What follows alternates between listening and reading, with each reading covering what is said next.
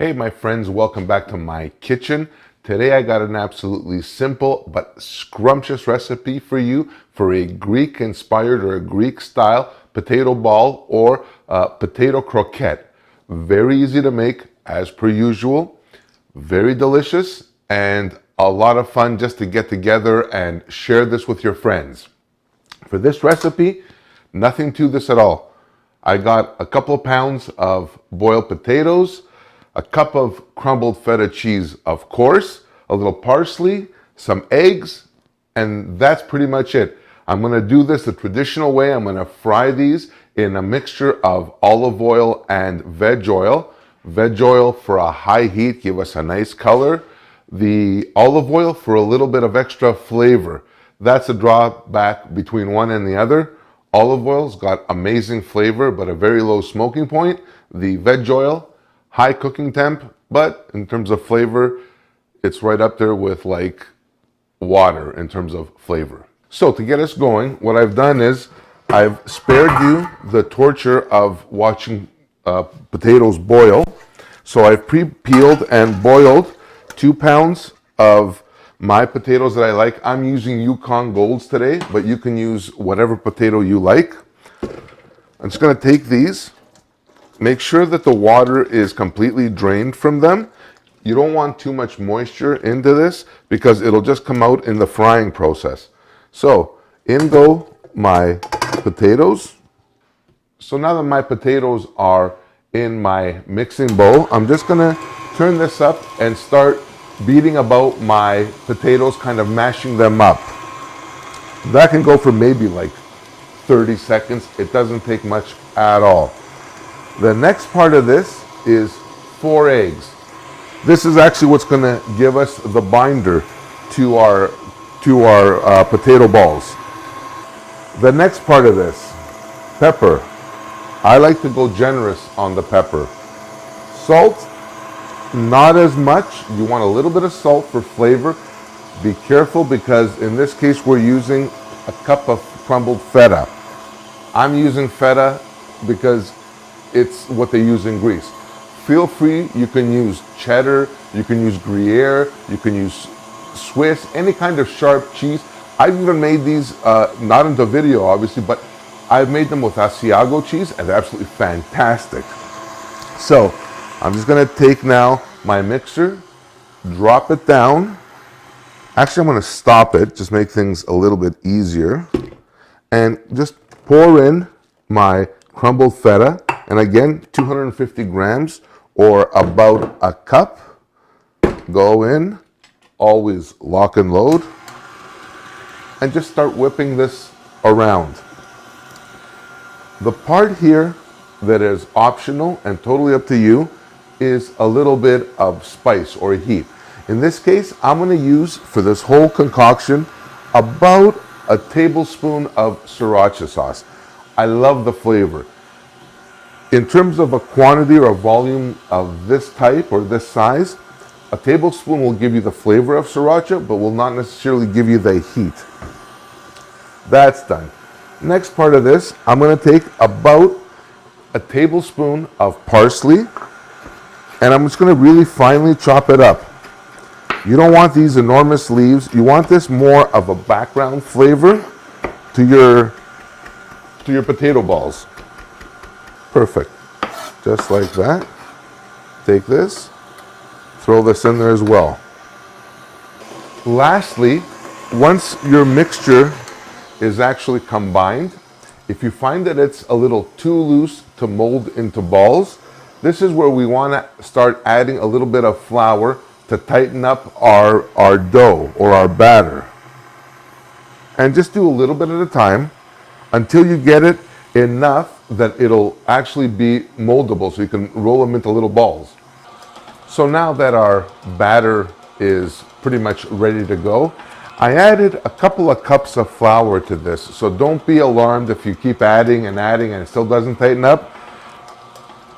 Play it by ear and see where it goes. So that's pretty much ready to go now. Lift this up. It's still kind of firm and tacky. The next part of this is setting up our frying station.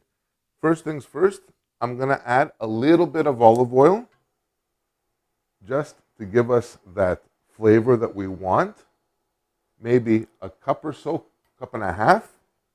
And for the heat portion of it, I'm going to add the rest in terms of veg oil.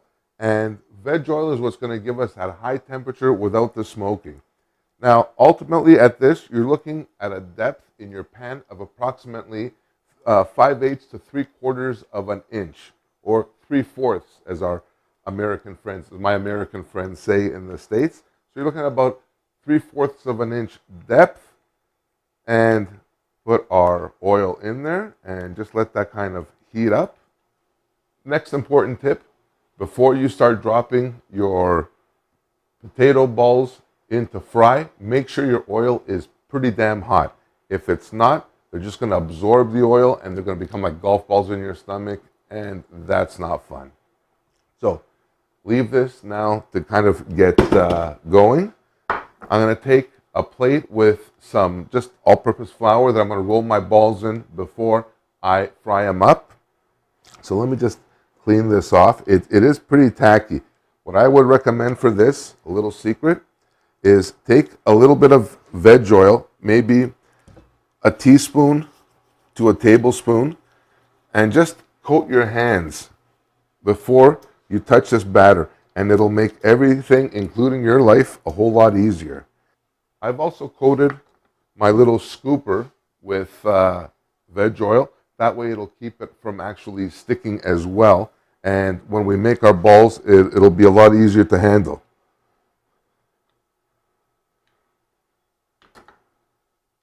Put them into little balls. Then drop them in the flour. And just get them ready just like that.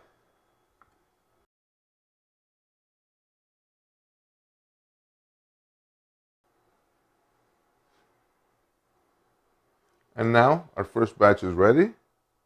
Carefully just start dropping them in slowly all around and evenly in the pan.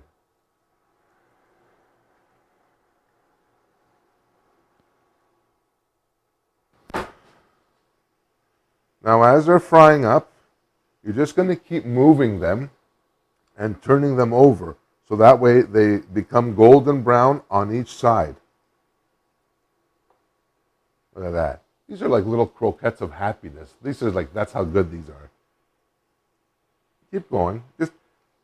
There's no real time as well for this in terms of frying time. You'll know. Like most traditional recipes, it's one of these things, it's not like 3 minutes on each side or 5 minutes on each side. When you have a really nice, deep golden color, you know they're done. So just keep moving these around like that. Next part of this is to get ready for the next step for these to come out, which is grab a plate and let me just make some room here. Leave these off for our next batch. By the way, this here will make about 25 to 30 golf ball sized croquettes. So it'll give you an idea in terms of the volume or portions of what you're going to make. So take a little bit of paper towel, because that's what you want ultimately, is when these croquettes or these potato balls come out, you want them to kind of drain the oil as well. So keep those moving and turning and turning. So now our first batch of croquettes is ready to come out. My potato balls look absolutely fantastic. That's exactly what you want them to look like. You want like a deep, rich, golden color, but not too dark. You don't want to like burn them. Just want to keep them to that. That's fantastic. That's actually perfect.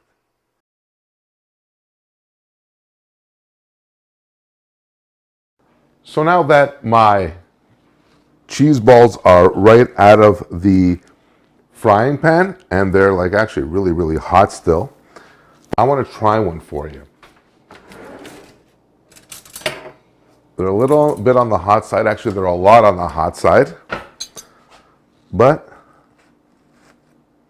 that is absolutely perfect. Absolutely perfect. They're light inside. Oh, this smells awesome. This smells really, really good.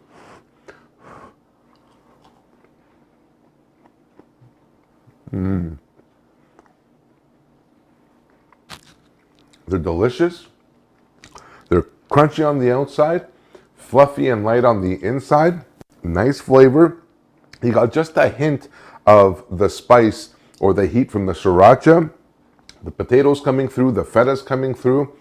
These are actually amazing as a snack, as an appetizer, part of a spread. You know, if you're having a get-together, these are absolutely perfect. What they would go with, a little bit of tzatziki, a little bit of a Thousand Islands or a Caesar kind of salad dressing. Just put it out on a plate and have people dip. Fantastic, but no double dipping. And that's what this is all about. So my dear friends, thank you very much yet again for watching this episode on how to make feta cheese and potato croquettes or feta cheese and potato balls right in the comfort of your own kitchen. I thank you very much for watching. Until next time, please hit that like button, subscribe if you haven't already, and until next time, bye for now.